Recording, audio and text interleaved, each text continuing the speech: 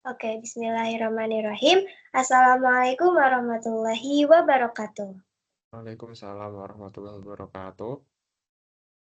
Perkenalkan, saya Syahraini Nafila dan rekan saya Muhammad Nizar Fazari. yang hari ini akan mempresentasikan beberapa materi dari kelompok kelas pendahuluan radiologi. Untuk yang sekarang adalah dari kelompok 14 dengan judul radiografi, yang mana materi ini tuh disusun oleh kelompok 14 oleh kami sendiri, dan untuk lebih memahami tentang materi yang sudah disiapkan oleh kelompok 14, kami akan melakukan sesi tanya jawab sebanyak 6 soal. 3 pertanyaan pertama akan saya tanyakan ke Nizar. Apakah Nizar sudah siap? Udah? Oke, untuk pertanyaan pertama, mengapa radiografi sinar X menghasilkan perbesaran pada objek yang diradiografi? Radiografi sinar X menghasilkan pembesaran karena sinar X yang berasal dari titik kecil di tabung sinar X menyebar saat menjauh dari sumber. Akibat penyebaran atau divergensi ini, berkas sinar yang terkolimasi menjadi lebih luas dan kurang intens semakin jauh jaraknya dari sumber, sehingga bayangan objek yang terbentuk di detektor menjadi lebih besar daripada ukuran asli objek. Oke, untuk yang nomor 2, mengapa radiografi dan mamografi menjadi modalitas terakhir yang beralih ke digital dalam bidang radiologi? Radiografi dan mamografi menjadi modalitas terakhir yang beralih ke digital karena membutuhkan layar monitor yang besar dan penyimpanan untuk gambar digital yang beresolusi tinggi dan berformat besar. Hal ini membuat proses digitalisasi menjadi lebih menantang dibandingkan modalitas lain yang sudah lebih dulu beralih ke digital.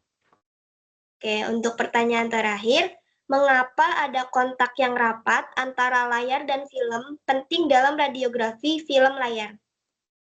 Kontak yang rapat antara layar dan film penting untuk mencegah penyebaran cahaya yang dapat mengaburkan gambar. Jika cahaya menyebar, kualitas dan ketajaman gambar akan menurun, sehingga mengurangi resolusi spasial yang dibutuhkan untuk menghasilkan gambar yang jelas dan lebih akurat. Untuk pertanyaan selanjutnya dari saya untuk Ara, apakah Ara sudah siap? Ya, Oke, pertanyaan pertama, apa fungsi sensitivity spek dalam kristal halida perak dan pada film radiografi? untuk fungsi dari sensitivity spec itu sebagai titik yang menempatkan objek uh, dari pembentukan gambar laten pada film radiografi. Oke, pertanyaan nomor dua, bagaimana cara meminimalkan perbesaran dalam radiografi? Untuk meminimalkan perbesaran pada radiografi, itu dapat diminimalkan dengan menempatkan objek yang relatif datar, seperti tangan, itu dapat bersentuhan langsung dengan detektor. Oke, pertanyaan yang terakhir, kurva karakteristik pada film layar disebut dengan kurva apa?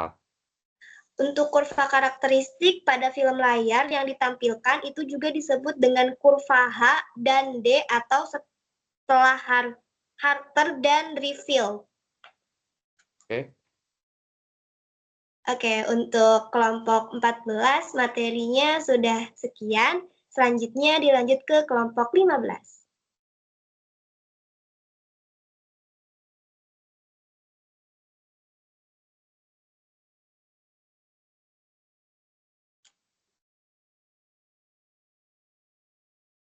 Oke, untuk kelompok 15, untuk mempersingkat waktu dan untuk lebih memahami materi tentang radiografi, dari kami akan memulai sesi tanya jawab. Untuk sesi tanya jawab akan diberikan 6 soal, 3 soal dari saya dan 3 soal dari Ara.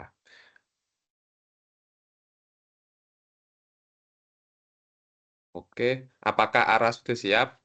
Siap. Pertanyaan pertama, apa fungsi utama dari CCD dalam pencitraan medis? Fungsi utama dari CCD itu digunakan untuk menangkap gambar dari cahaya tampak dan digunakan dalam berbagai aplikasi, termasuk dalam pencitraan medis dan astronomi. Oke, pertanyaan selanjutnya, apa kelemahan utama CCD dalam sistem pencitraan? Kelemahan utama dari CCD itu adalah efisiensi lensanya yang rendah, sehingga hanya sebagian kecil cahaya yang mencapai chip CCD. Pertanyaan yang terakhir, dalam konteks radiografi digital, bagaimana sinar X dikonversi menjadi gambar digital pada sistem berbasis CCD? Sinar X itu dapat dikonversi menjadi cahaya tampak oleh layar khusus dan diarahkan melalui lensa dan cermin ke chip CCD untuk menangkap gambar. Oke, untuk pertanyaan selanjutnya dari saya ke Nizar, apakah Nizar sudah siap? Siap.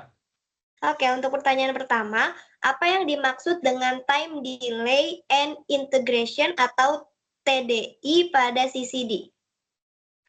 TDI adalah teknik yang memungkinkan chip CCD membaca gambar berlawanan dengan kecepatan pergerakan sinar X, menghasilkan gambar yang lebih jelas.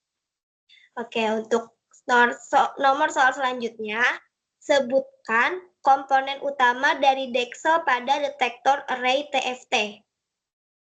Komponen utama dalam Dexel pada detektor array TFT adalah TFT elektroda pengumpul muatan dan kapasitor penyimpanan. Oke, untuk pertanyaan terakhir, apa keuntungan dari sistem deteksi langsung menggunakan selenium amorph? Keuntungan dari sistem deteksi ini memberikan resolusi spasial tinggi karena muatan yang dihasilkan hampir tidak menyebar ke samping.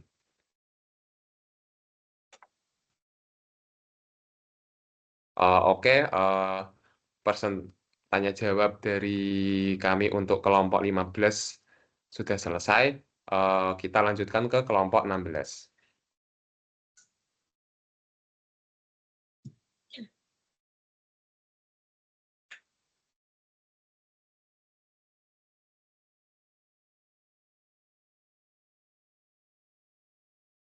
Baik, untuk selanjutnya adalah kelompok 16, yang mana materi ini masih tentang radiografi, itu disusun oleh Kak Pinkan dan Kak Vivi. Sama dengan kelompok sebelumnya, supaya kita bisa lebih paham tentang materi yang sudah disiapkan oleh kelompok 16, kami akan melakukan sesi tanya-jawab sebanyak 6 soal. Untuk 3 soal pertama akan ditanyakan oleh saya ke Nizar, dan 3 soal selanjutnya ditanyakan oleh Nizar ke saya. Apakah Nizar sudah siap? Sudah? Oke, untuk pertanyaan pertama, untuk mengurangi dosis radiasi sambil mempertahankan skala abu-abu atau optical density yang sama pada gambar dapat dilakukan dengan Untuk mengurangi dosis dan mempertahankan skala abu-abu dilakukan dengan efisiensi penyerapan dan efisiensi konversi. Oke, untuk soal selanjutnya, sebutkan 3 faktor yang mempengaruhi efisiensi penyerapan. 3 faktor yang mempengaruhi efisiensi penyerapan yaitu komposisi fosfor, ketebalan layar, dan energi berkas sinar X. Oke, untuk pertanyaan terakhir, jelaskan hubungan antara ketebalan layar dan energi berkas sinar X pada efisiensi penyerapan. Hubungan antara keduanya yaitu lapisan fosfor yang lebih tebal dan padat menyerap lebih banyak berkas sinar X yang datang. Untuk pertanyaan selanjutnya akan saya sampaikan ke Ara. Apakah Ara sudah siap? Siap. Oke, pertanyaan pertama. Jelaskan apa yang dimaksud dengan efisiensi konversi. Oke, untuk efisiensi konversi itu merupakan seberapa efisien sinyal optik disalurkan dari sintilator ke fotodetektor silikon dan bagaimana sinyal tersebut kemudian diperkuat dan diubah menjadi sinyal dan gambar. Dalam gambar. Oke, pertanyaan selanjutnya. Jelaskan bagaimana efisiensi konversi dapat mempengaruhi noise pada citra. Eh, Efisiensi konversi itu dapat mempengaruhi noise pada citra dengan meningkatkan efisiensi konversi sebesar faktor G dan intensitas sinar X-ray diturunkan menjadi 1/G. Sebagai kompensasinya, namun karena efisiensi penyerapan itu tidak berubah, jumlah foton yang diserap akan berkurang dan akan meningkatkan noise gambar. Oke, pertanyaan yang terakhir, tujuan penggunaan intensifying screen adalah? Tujuannya ada dua, yaitu mengurangi dosis radiasi dan meningkatkan kecepatan eksposur. Oke. Untuk pertanyaan sesi tanya jawab dari kelompok 16 sudah selesai. Selanjutnya lanjut ke kelompok 17.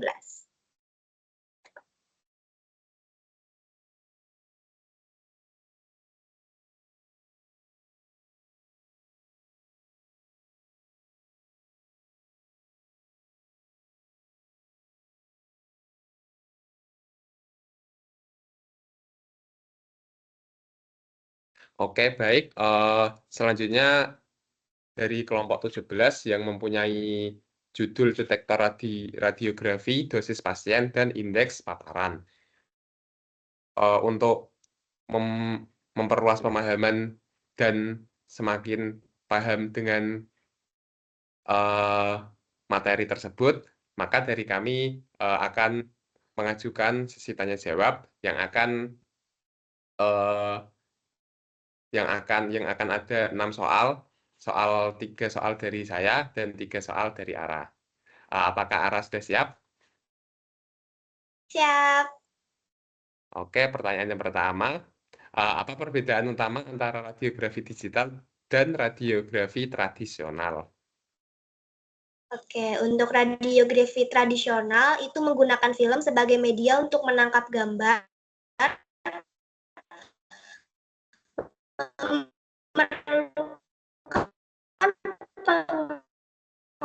pengembangan kimia dan kualitas gambar dinilai langsung dari film serta penyimpanan gambar secara langsung di komputer tanpa proses pengembangan film. Oke, selanjutnya, bagaimana cara kerja detektor digital CR dan DR dalam pengaturan exposure? Detektor CR dan DR memiliki lintang eksposur yang luas. Dengan pasca pemrosesan, mereka dapat menghasilkan skala abu-abu yang konsisten, bahkan ketika pencahayaan itu kurang ataupun berlebih. Oke.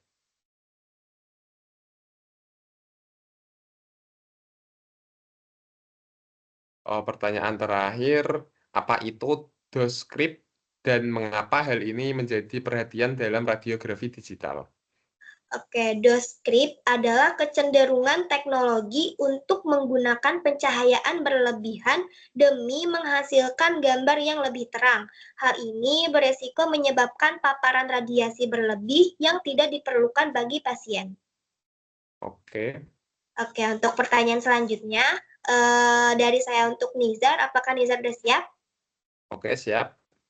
Oke, untuk pertanyaan yang pertama, apa fungsi dari indeks paparan EI dalam sistem radiografi digital?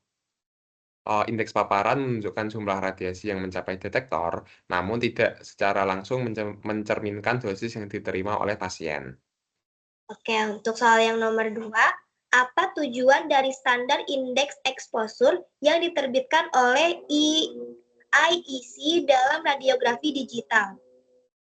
Standar ini dirancang untuk memberikan nilai indeks exposure dan indeks deviasi yang dapat disimpan di header DCOM setiap gambar radiografi, memberikan pedoman kalibrasi bagi produsen. Oke, untuk pertanyaan yang terakhir, bagaimana cara kerja radiografi energi ganda untuk mengurangi noise anatomis? Radiografi energi ganda mengambil 2 gambar pada tingkat energi yang berbeda, memungkinkan pemisahan komponen tulang atau jaringan lunak dalam gambar untuk mengurangi noise. Oke, untuk presentasi dan tanya jawab dari kelompok 17 sudah selesai. Kita lanjutkan ke kelompok 18.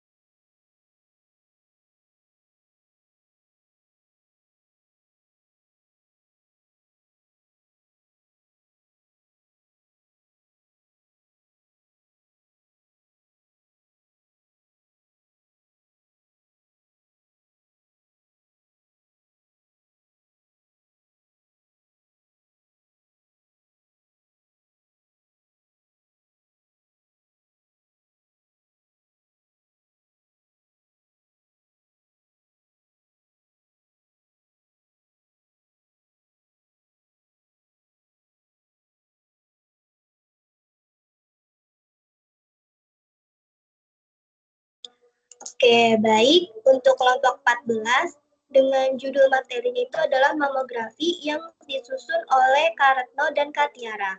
Untuk lebih memahami materi yang sudah disusun oleh kelompok 18, akan dilakukan sesi tanya jawab sebanyak 6 soal, 3 soal dari saya dan 3 soal dari Nizar. Apakah Nizar sudah siap? Oke, sudah. Oke, untuk soal yang pertama, apa bahan target anoda yang paling umum digunakan dalam tabung sinar X mamografi? Bahan target yang paling umum digunakan dalam tabung sinar X mamografi yaitu molybdenum. Oke, untuk pertanyaan nomor 2, apa saja konsekuensi penggunaan titik fokus kecil? Konsekuensi penggunaan titik fokus kecil yaitu untuk berkurangnya arus tabung maksimal dan waktu pencahayaan yang lebih lama. Oke, untuk pertanyaan terakhir, apa fungsi penambahan filtrasi tabung sinar X mamografi? Untuk meningkatkan distribusi energi spektrum keluaran mamografi dengan selektif menghilangkan sinar X berenergi terendah dan tertinggi dari berkas sinar X. Untuk pertanyaan selanjutnya, apakah Ara sudah siap? Siap. Oke, pertanyaan pertama, mengapa penting dilakukan penyelarasan tabung sinar X dan kolimator pada mamografi? Penting dilakukan karena untuk memastikan bahwa sumbu putar sinar X itu tegak lurus dengan bidang reseptor gambar dan memotong bagian tengah tepi dinding pada reseptor gambar tersebut. Oke, pertanyaan selanjutnya, apa yang dimaksud laju keluaran tabung sinar X mamografi? Laju keluaran tabung adalah laju kerma udara pada jarak tertentu dari titik fokus sinar X dan merupakan fungsi dari arus tabung yang dapat dicapai untuk waktu pemaparan yang diperpanjang. Oke, pertanyaan terakhir, apa yang dimaksud dengan hamburan sinar X dalam mamografi dan bagaimana pengaruhnya terhadap kualitas gambar? Hamburan sinar X adalah radiasi yang tersebar setelah berinteraksi dengan jaringan tubuh yang menurunkan kontras gambar dan menambah derau acak, di mana hamburan sinar X ini menyebabkan penurunan kualitas gambar dengan mengurangi ketajaman visual, terutama pada gambar payudara yang lebih tebal. Oke, untuk sesi tanya jawab pada kelompok 14 sudah selesai, selanjutnya lanjut ke kelompok 19.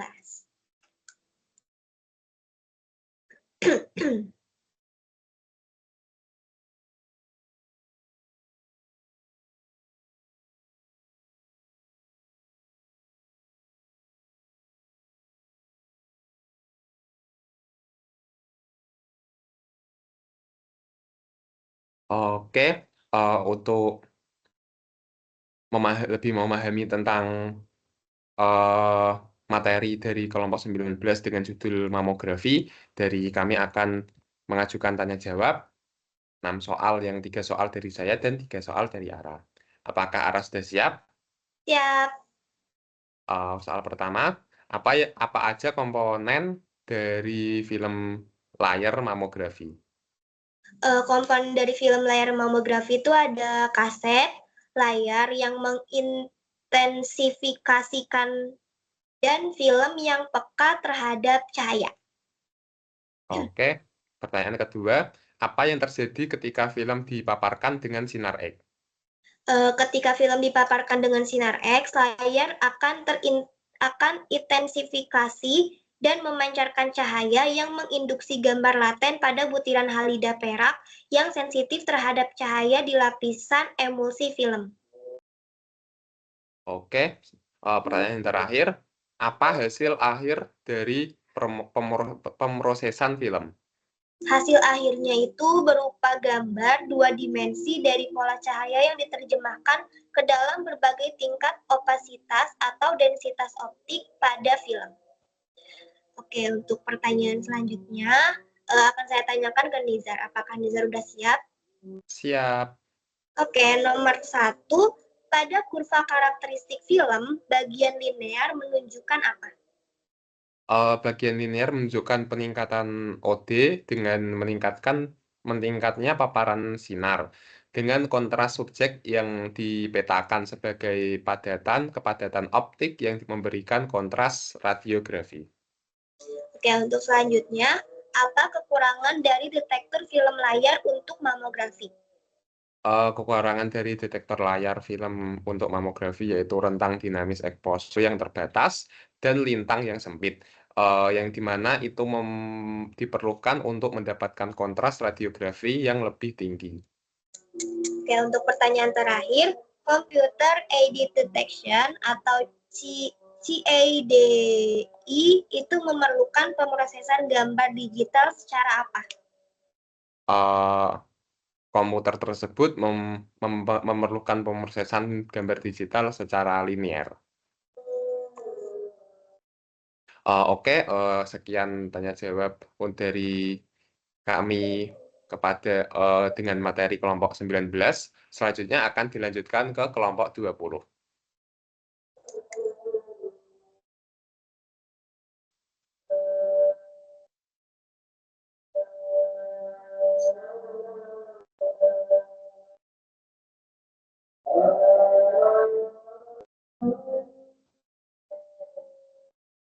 Baik, untuk kelompok 20, materi yang sudah disusun oleh Shiva dan juga Arif.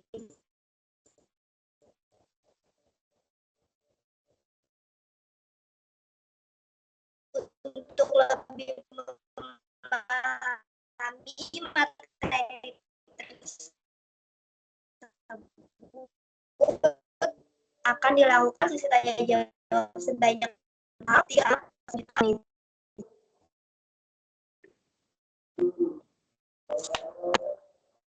Maaf sebelumnya sinyalnya agak kurang bagus. Tadi sinyal dari Nizar udah siap?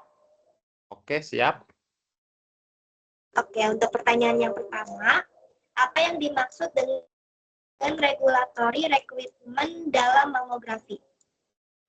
Yang dimaksud dengan regulasi requirement dalam mamografi yaitu standar atau pedoman yang mengatur praktik, keselamatan, dan kualitas prosedur mamografi untuk memastikan keamanan dan efektivitas bagi pasien. Oke, untuk selanjutnya, mengapa standar regulasi diperlukan dalam mamografi? Untuk melindungi pasien dari paparan radiasi berlebih dan memastikan kualitas gambar yang optimal untuk diagnosis yang akurat.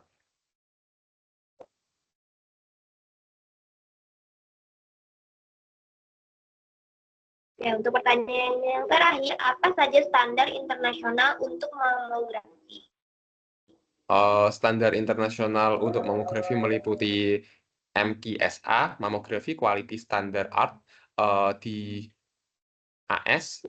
Selanjutnya ada E EUREF atau European Reference Organization of Quality Assured Breast Screening and Diagnostic Service di Eropa, dan yang terakhir IAEA atau International Atomic Energy Agency untuk pedoman global.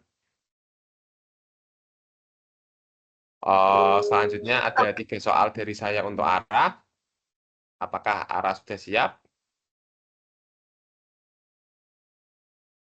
Ya, Oke, pertanyaan yang pertama, apa peran teknologi radiografi dalam memenuhi persyaratan regulasi mamografi?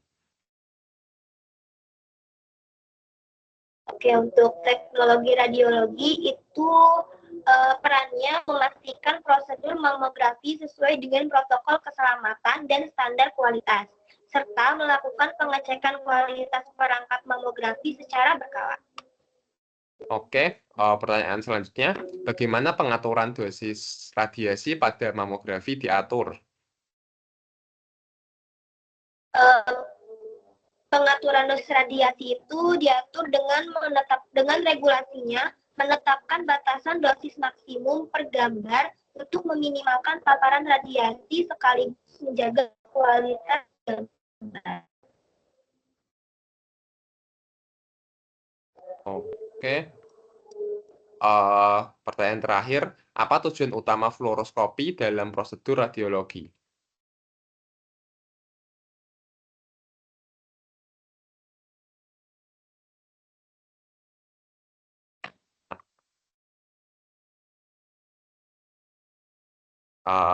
Apakah suara saya terdengar? Boleh diulang? Apa tujuan utama fluoroskopi dalam prosedur radiologi? Oke, tujuan utama fluoroskopi dalam prosedur radiologi itu untuk memberikan gambar real time dari struktur internal tubuh yang memungkinkan observasi langsung terhadap pergerakan organ atau prosedur bedah minimal invasif. Oke. Oke, baik. Untuk sesi tanya jawab dari kelompok 20 sudah selesai. Selanjutnya dilanjut ke kelompok 21.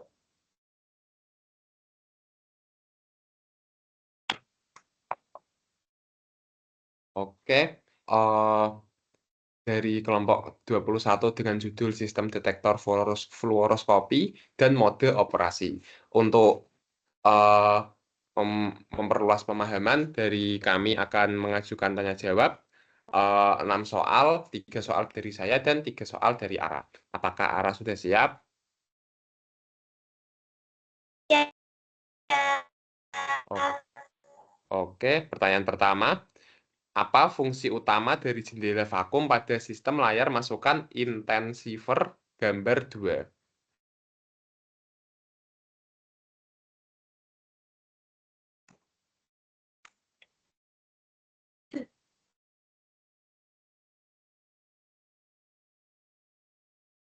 Ara, apakah suara saya terdengar? Enggak kedengeran sepertinya sinyalnya. Boleh Oke, diulang, Maaf. saya ulang. Eh, apa fungsi utama dari jendela vakum pada sistem layar masukan intensifier gambar 2?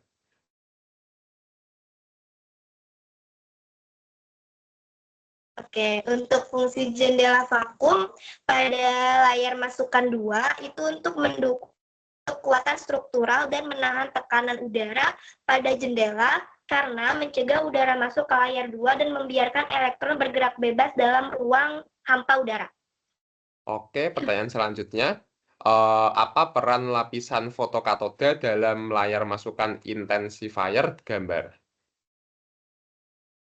Oke, perannya itu saat lapisan fotokatoda terkena cahaya tambah yang dibuat oleh lepaskan. Lapisan ini yang terdiri dari bahan antimon dan alkali dengan efisiensi konveksi 10-20% akan mengubah foton sinar X yang diserap menjadi sekitar 400 elektron per foton.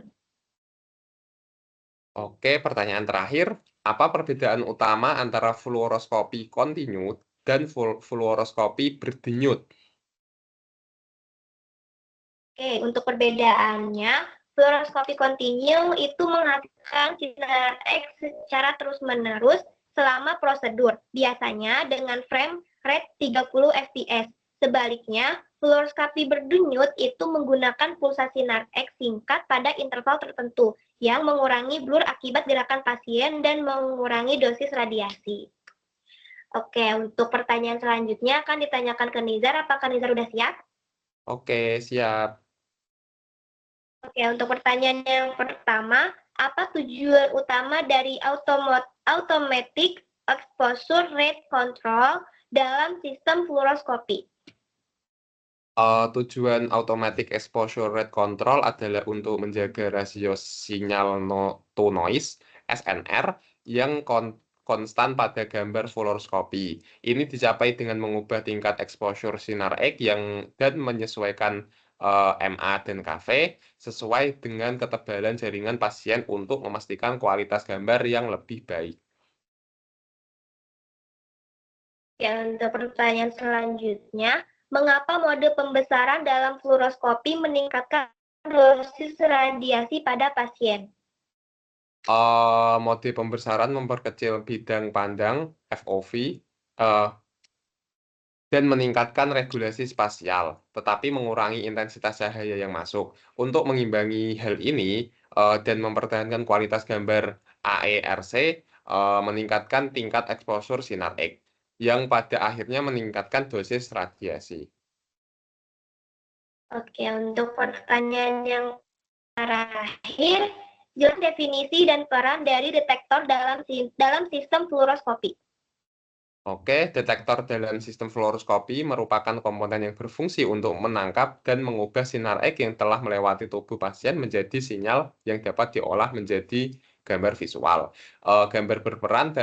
Detektor berperan penting dalam konversi sinar X menjadi sinyal elektrik, pembentukan citra real-time, optimasi dosis radiasi, meningkatkan akurasi diagnosis dan interferensi, serta mendukung berbagai mode pencitraan.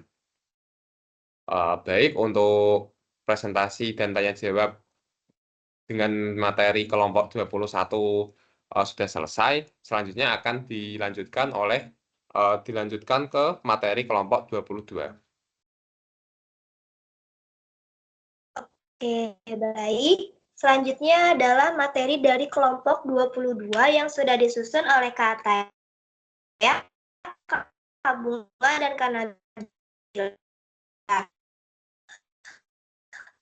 Dengan judul fluoroskopi. Untuk lebih memahami materi yang telah disusun oleh kelompok 22 akan dilanjutkan dengan sesi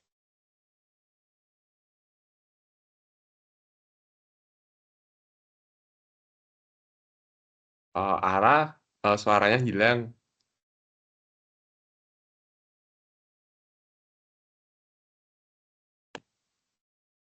Mohon maaf tadi sinyalnya kurang bagus. Oke. Drinizar udah siap? Oke, siap. Oke. Oke, aku mulai pertanyaannya. Pertanyaan yang pertama, dalam prosedur fluoroskopi, terdapat dua jenis laju paparan yang perlu diperhatikan, yaitu laju paparan maksimum yang diizinkan secara normal dan secara khusus. Berapakah besarnya? Laju paparan fluoroskopi maksimum yang diizinkan secara normal adalah 87,3 m Gray per meter atau 10 R per M, sedangkan secara khusus adalah 175 m Gray per meter atau 20 R per M. Oke, untuk selanjutnya, apa tujuan utama dari pemantauan dosis aktif di ruang prosedur intervensi? Untuk memperingatkan dokter ketika tingkat dosis kulit semakin tinggi.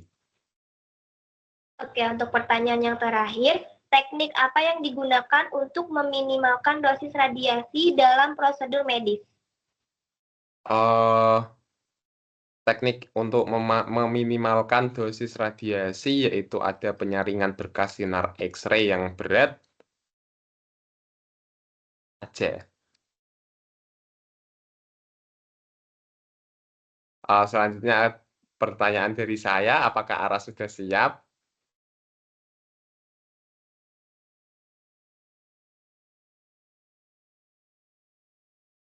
Apakah Ara sudah siap? Siap.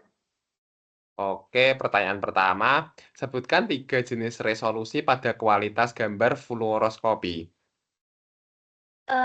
Tiga jenis resolusi pada kualitas gambar fluoroskopi adalah resolusi spasial, resolusi temporal, dan resolusi kontras. Oke, pertanyaan selanjutnya, apa hubungan antara field of view (VOV) dan resolusi spasial dalam fluoroskopi?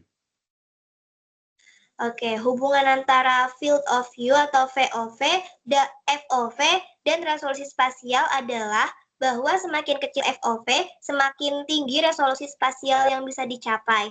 Hal ini terjadi karena semakin kecil bidang yang diperbesar, akan semakin banyak detail yang dapat terlihat. Oke, pertanyaan terakhir, mengapa penggunaan kisi anti-scatter penting untuk resolusi kontras? Kisi anti-scatter itu penting digunakan untuk mengurangi hamburan sinar X yang dapat menurunkan resolusi kontras, sehingga gambar yang dihasilkan menjadi lebih jelas dan detail kontrasnya akan meningkat. Oke. Untuk sesi materi dari kelompok 22 sudah selesai. Selanjutnya adalah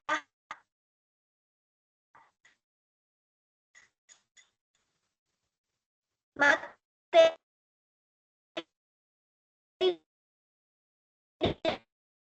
dari kelompok 23. Oke, untuk materi dari kelompok 23 dengan judul komputer tomografi, untuk memperdalam pemahaman kita dalam bab tersebut, dari kami akan akan melaksanakan sesi tanya jawab. 3 soal dari saya dan 3 soal dari Ara. Apakah Ara sudah siap? Siap. Oke, pertanyaan pertama, apa keunggulan helical city?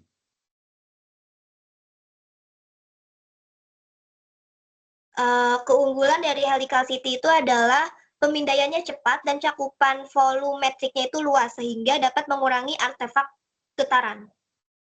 Oke, pertanyaan kedua, mengapa cone beam city digunakan?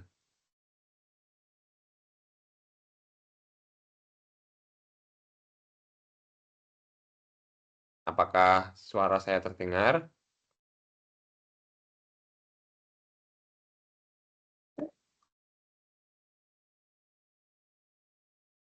Apakah cukup jelas atau tidak Uh, terdengar? Diulang.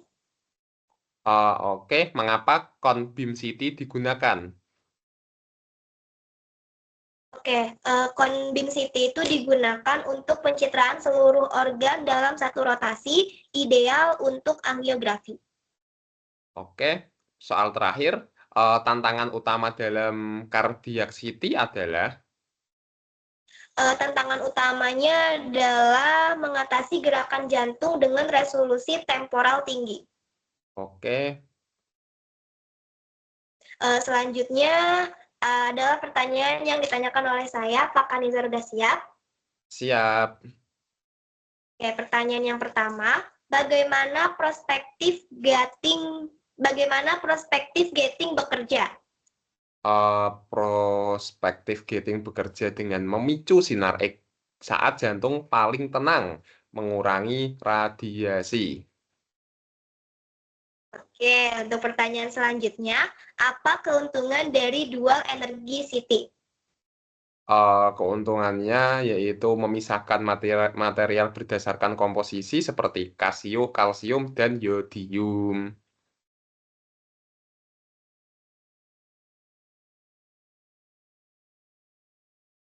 Apakah jawabannya sudah jelas atau belum terdengar?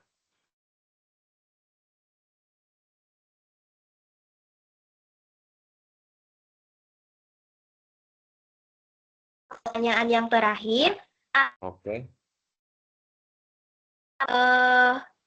selanjutnya, untuk soal terakhir, apa yang membuat dual short city itu baik untuk jantung? Dual short city baik untuk jantung karena dua sumber sinar X memungkinkan pencitraan cepat dengan resolusi tinggi. Oke, untuk presentasi dan tanya jawab dari materi kelompok 13 sudah selesai, akan dilanjutkan ke kelompok 23 sudah selesai, akan dilanjutkan ke kelompok 24. Oke.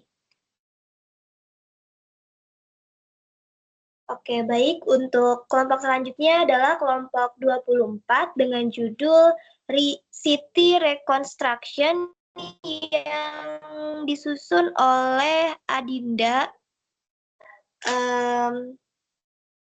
Untuk lebih memahami materi yang telah disusun oleh kelompok 24 yang disusun oleh Adinda dan Tantri, mohon maaf sebelumnya, akan dilakukan sesi tanya jawab yang berjumlah 6 soal. 3 soal pertama akan ditanyakan oleh saya dan 3 soal selanjutnya akan ditanyakan oleh Nizar. Apakah Nizar sudah siap?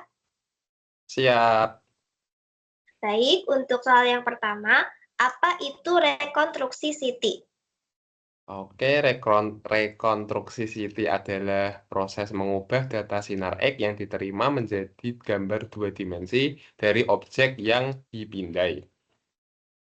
Oke, untuk selanjutnya, jelaskan metode filtered back projection. Filter back projection adalah metode rekonstruksi yang menggunakan filter untuk mengurangi noise sebelum memproyeksikan kembali data ke dalam gambar. Baik, untuk pertanyaan yang terakhir, apa itu rekonstruksi berbasis Fourier dalam City? Rekonstruksi berbasis Fourier menggunakan transformasi Fourier untuk menganalisis dan mengolah data sinar X, memungkinkan pemisahan frekuensi dan penggunaan pengurangan artefak. Oke, untuk 3 pertanyaan selanjutnya akan saya tanyakan kepada Ara. Apakah Ara sudah siap? Siap. Oke, pertanyaan pertama, sebutkan satu keuntungan dari rekonstruksi berbasis Fourier. Oke, untuk keuntungannya sendiri, rekonstruksi berbasis Fourier itu memiliki keuntungan utama, yaitu kemampuannya untuk mengatasi artefak yang sulit diatasi dengan metode lain, serta dapat meningkatkan kualitas gambar. Oke, pertanyaan selanjutnya, apa itu cone-beam reconstruction? Oke, cone beam reconstruction adalah teknik pemindaian CT yang menggunakan sinar X berbentuk kerucut untuk menghasilkan gambar 3 dimensi dari objek yang lebih besar. Oke, pertanyaan terakhir, apa keuntungan dari penggunaan cone-beam CT? Keuntungan dari penggunaan cone beam CT adalah kemampuan untuk menangkap volume yang lebih besar dengan dosis radiasi yang lebih rendah dibandingkan dengan metode pemindaian tradisional. Oke, Oke. baik. Untuk sesi tanya jawab dari materi kelompok 24 sudah selesai. Selanjutnya adalah kelompok yang terakhir yaitu kelompok 25.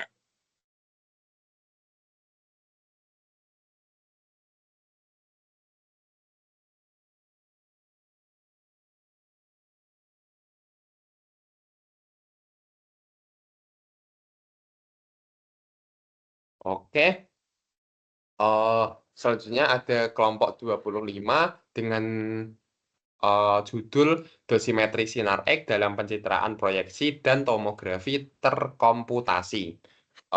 Untuk memperdalam pemahaman tentang materi tersebut, dari kita akan mengadakan sesi tanya jawab 3 soal dari saya dan 3 soal dari Ara. Apakah Ara sudah siap? Siap. Oke, soal pertama. Pada sistem sinar X yang berbeda, nilai keluaran kerma udara dalam miligray per 100 mili AS sering kali tidak sama. Sebutkan salah satu faktor utama yang dapat menyebabkan variasi ini.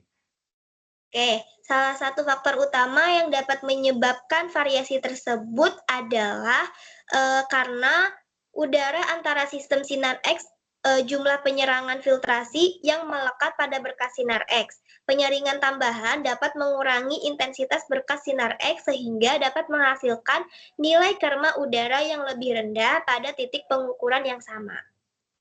Oke, pertanyaan nomor 2. Apa yang akan terjadi pada hasil pengukuran kerma yang dilakukan dengan menempatkan ruang ionisasi di depan phantom yang setara dengan jaringan. Oke, jika pengukuran kerma dilakukan dengan menempatkan ruang ionisasi di depan phantom yang setara dengan jaringan, hasil pengukuran akan mencakup sinar primer serta radiasi yang tersebar kembali atau hamburan balik dari phantom. Karena adanya hamburan balik tersebut, hasil pengukuran akan menjadi sekitar 15% hingga 30% lebih tinggi daripada pengukuran di udara bebas pada posisi yang sama dengan faktor teknik sinar X yang sama. Oke, pertanyaan selanjutnya, apa yang disebut hamburan balik? Oke, jika seseorang benar-benar mengukur kerma dengan menempatkan ruang ionisasi di depan phantom yang setara dengan jaringan, probe akan mengukur sinar primer yang datang dan sejumlah besar radiasi yang tersebar dari phantom, karena hamburan ini diarahkan kembali ke sumber sinar X.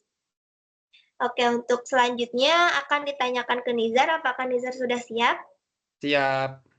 Oke, untuk pertanyaan yang pertama, ESK yang sebelumnya digunakan kuantitas paparan kulit masuk yang melibatkan unit yang berbeda adalah ESK-nya adalah ukuran pengganti dosis yang digunakan dalam radiografi proyeksi. Oke, untuk selanjutnya, radiografi abdomen membutuhkan lebih banyak kerma karena Kerma abdomen sebagian besar jaringan padat. Pada umumnya 80 kV melemahkan lebih banyak daripada parenkim paru-paru, radiografi dada pada 120 kV. Oke, untuk pertanyaan yang terakhir, pada fluoroskopi laju kerma merupakan Fungsi dari miliampere dan kilovolt, dan miliampere berfluktuasi selama prosedur tergantung pada posisi sistem fluoroskopi relatif terhadap tubuh pasien dan pengaturan mode sistem fluoroskopi. Oke, baik. Untuk presentasi dan tanya jawab dari kelompok terakhir, kelompok 25 sudah selesai. Eh, dari saya saya cukupkan. Eh, selebihnya jika ada tutur kata saya mohon maaf. Wassalamualaikum warahmatullahi wabarakatuh. Waalaikumsalam warahmatullahi wabarakatuh.